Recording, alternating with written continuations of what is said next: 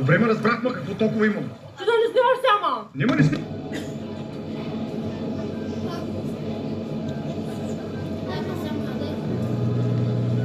Това снима ли, бе?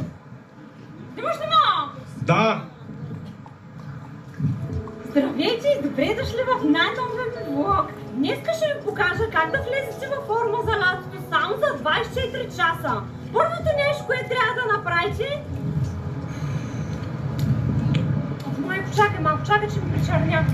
Чакай, че ми падна кръвното ма, чакай да полигнем. Какво ти стана, ма? Падна ли кръвното ма? Как така, ма? Майко, дай ми нещо да стигна кръвното ма, бързо. Чакай.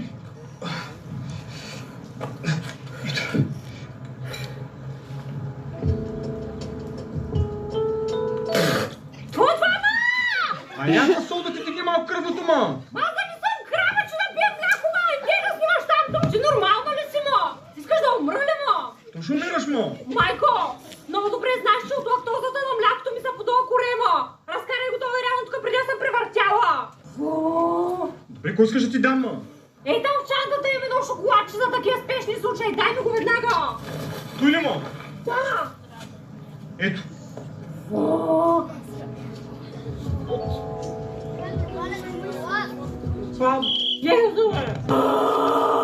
Здравейте, приятели! Сега сигурно се чуете защо съм в басейна.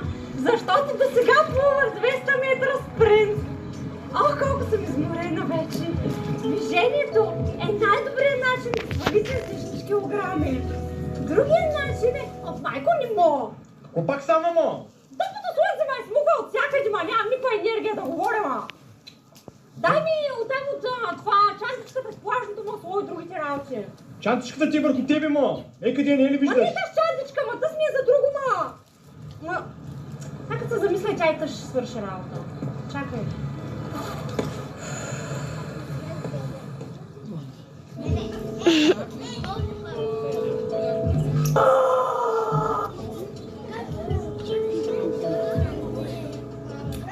Майко, айде да ми чантата с плажното масло, че ни държа вече, ма. Ема, той ли, ма? Да.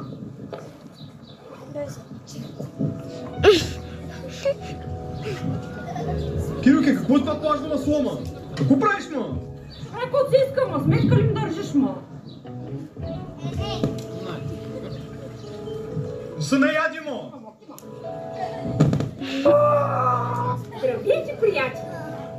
Майко, устай! Направо ти писна. Къв блок ще правя за отслабване? Тъпите ариани, дет ми ги даваш, погледни как